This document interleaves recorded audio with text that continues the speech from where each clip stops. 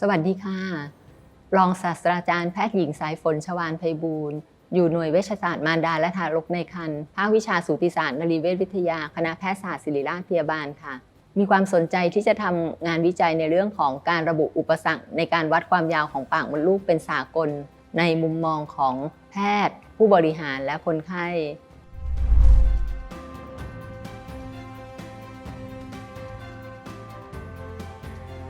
ที่เลือกเข้ามาประกวด R2R Award ก็เห็นว่าโครงการนี้มีความสำคัญที่จะช่วยกระตุ้นเตือนนักวิจัยทั้งหลายทั้งที่อยู่ในคณะแพทยศาสตร์ศิริราชพยาบาลและภายนอกให้มีความสนใจที่จะทำงานวิจัยในเชิงประจักษ์และสามารถนำงานวิจัยนั้นไปปฏิบัติในการดูแลคนไข้ที่เราดูแลกันเป็นประจำทุกวันได้ดังเช่นงานวิจัยที่ได้ทำมาจะเห็นว่าการวัดความยาวของปากมดลูกนั้นเป็นงานวิจัยที่มีความสัมพันธ์กับการดูแลคนไข้ทางเวชปฏิบัติทุกๆวันทำไมแพทย์ถึงไม่ยอมวัดความยาวของปากมดลูกหรือคนไข้ไม่ยินยอมให้แพทย์วัดความยาวของปากมดลูกซึ่งถ้าเราสามารถระบุอุปสรรคที่ชัดเจนได้เราก็จะสามารถให้การดูแลคนไข้ได้ดีมากขึ้น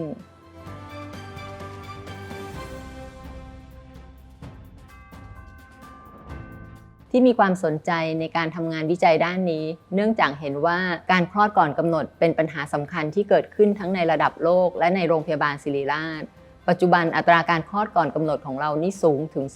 14% ซึ่งส่วนใหญ่ก็เป็นเคสที่ถูกส่งต่อมาจากโรงพยาบาลข้างนอกบางส่วนนั้นเราสามารถให้การป้องกันได้การป้องกันโดยการวัดความยาวของปากมดลูกถือว่ามีความสำคัญซึ่งเป็นนโยบายระดับประเทศในเชิงรุกที่จะต้องค้นหาคนไข้หรือสตรีตั้งครรภ์ที่มีปากมดลูกสั้นเพื่อมาให้การดูแลรักษาก่อนการดูแลรักษาที่เราให้นั้นปัจจุบันก็จะมีฮอร์โมนโปรเจสเตอโรนซึ่งสามารถใช้สอดทางช่องคลอดได้เมื่อเราพบว่าสตรีตั้งครรภ์นั้นมีปากมดลูกสั้นคนไข้ที่มีปากมดลูกสั้นจะได้รับการรักษาโดยการให้ฮอร์โมนโปรเจสเตอโรนสอดทางช่องคลอดทุกวันนับตั้งแต่วันที่พบว่าปากมดลูกสั้นไปจนถึงอายุครรภ์36 สัปดาห์ซึ่งมีหลักฐานเชิงประจักษ์ที่ค่อนข้างจะแน่นอนและค่อนข้างจะมีความหนักแน่นว่าจะสามารถให้การป้องกันการคลอดก่อนกำหนดได้ทั้งนี้แนวทางเวชปฏิบัติในการดูแลคนไข้ที่มีความเสี่ยงต่อการคลอดก่อนกำหนดทั่วโลกได้แนะนำให้ใช้ฮอร์โมนโปรเจสเตอโรนในการให้การป้องกันแล้วดังนั้นจึงมีความเห็นว่าทำไมในเมื่อเรามียาที่ดีในการป้องกันการคลอดก่อนกำหนดได้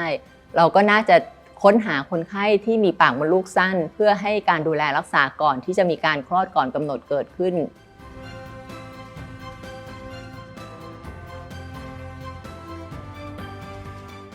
หลังจากงานวิจัยนี้ได้รับการตีพิมพ์ในวารสารต่างประเทศแล้วก็ได้ถูกนำเสนอไปที่ผู้บริหารในระดับของกระทรวงสาธารณสุขของประเทศไทยซึ่งเห็นว่างานวิจัยนี้มีความสำคัญอุปสรรคที่สำคัญของแพทย์และคนไข้ที่ไม่ได้รับการวัดความยาวของปากมดลูกนั้นเกิดจากการที่ถ้าวัดแล้วสั้นก็จะไม่มียาในการรักษาคนไข้ต้องหาซื้อยาในราคาแพงดังนั้นผู้บริหารจึงได้อนุมัติการให้ยาฮอร์โมนโปรเจสเตอโรนนั้นสามารถเบิกจ่ายได้และใช้สิทธิ์สปสช.ในการนำมารักษาในกรณีที่พบปากมดลูกสั้นได้ซึ่งยาดังกล่าวได้ถูกอนุมัติจากสปสช.ให้ใช้เป็นยาฟรีในการดูแลคนไข้ที่มีปากมดลูกสั้นมาตั้งแต่พ.ศ. 2564หลังจากงานวิจัยฉบับนี้ได้รับการตีพิมพ์ออกไป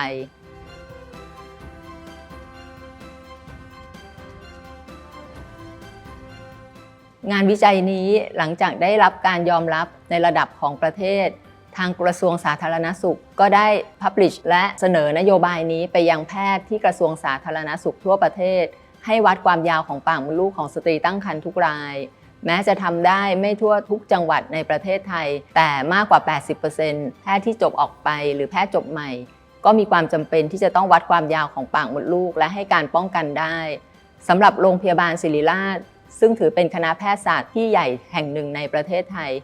ก็ได้ทำการวัดความยาวของปากมดลูกของสตรีตั้งครรภ์ที่มาฝากครรภ์ทุกรายและจัดให้เป็นแซนด์บ็อกซ์โมเดลในระดับโรงเรียนแพทย์ของประเทศที่นำงานวิจัยชิ้นนี้มาแอพพลายหรือนำมาใช้ในการดูแลคนไข้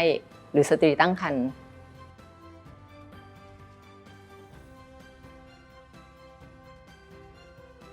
สำหรับงานวิจัยชิ้นนี้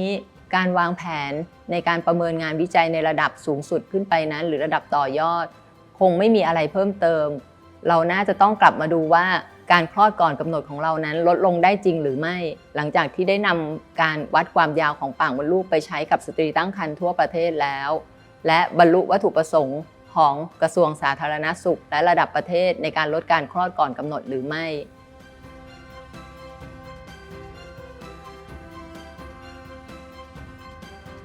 สำหรับอุปสรรคในการทำงานวิจัยชิ้นนี้ไม่มีอะไรมากยกเว้นเสียแต่ว่าตอนทำ questionnaire หรือแบบสอบถามที่เราส่งต่อไปยังแพทย์และคนไข้เราจำเป็นที่จะต้องได้รับแบบสอบถามกลับมาทุกชุดซึ่งจะต้องมีการโทรติดตามอาจจะมีความยากลำบากเพราะแพทย์มีภาระงานที่จะต้องทำเยอะแต่สุดท้ายก็ผ่านลุล่วงไปด้วยดีค่ะสำหรับอุปสรรคที่นำงานวิจัยชิ้นนี้ไปใช้น่าจะเป็นอุปสรรคในเรื่องของคนไข้ซึ่งอาจจะไม่มีค่าดูแลรักษาพยาบาลหรือว่าเงินที่มาใช้จ่ายในการตรวจอัลตราซาวด์เพิ่มเติมซึ่งทางคณะแพทย์ก็ได้แก้ไขโดยการลดค่าใช้จ่ายลงในการวัดความยาวของปากมดลูกนั่นหมายถึงว่าการวัดความยาวของปากมดลูกไม่ได้เรื่องของการไม่มีค่าใช้จ่ายแต่คนไข้ยังต้องมีส่วนร่วมแต่มีค่าใช้จ่ายที่ถูกลงส่วนแพทย์อุปสรรคก็คือแพทย์ไม่เชื่อว่าการวัดความยาวของปากมดลูกสามารถป้องกันการคลอดก่อนกำหนดได้ทั้งนี้ค่อนข้างจะแก้ยากในมุมมองของแพทย์เนื่องจากแพทย์จะมีอีโก้ค่อนข้างจะสูงเพราะฉะนั้นเราก็จะจัดตั้งเป็นนโยบายในระดับของภาควิชาว่าแพทย์ทุกท่านที่ทำการตรวจคนไข้จะต้องวัดความยาวของปากมดลูกทุกรายเพื่อให้ได้ข้อมูลที่สมบูรณ์ในขณะฝากครรภ์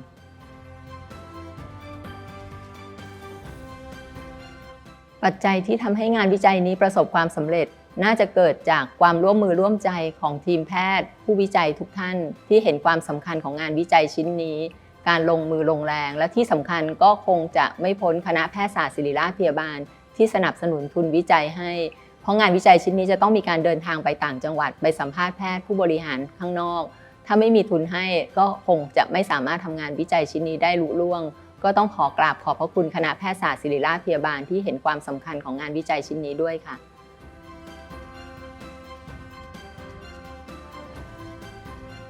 อยากจะฝากถึงนักวิจัยรุ่นใหม่หรือแพทย์ที่จบใหม่การทำงานวิจัยไม่ใช่เรื่องยากค่ะเพียงแต่ขอให้มีคำถามการวิจัยที่ดีและมีความตั้งใจในการทำงานก็จะสามารถประสบความสำเร็จและทำงานได้ลุล่วงตามเป้าหมายที่เราตั้งใจเอาไว้ค่ะ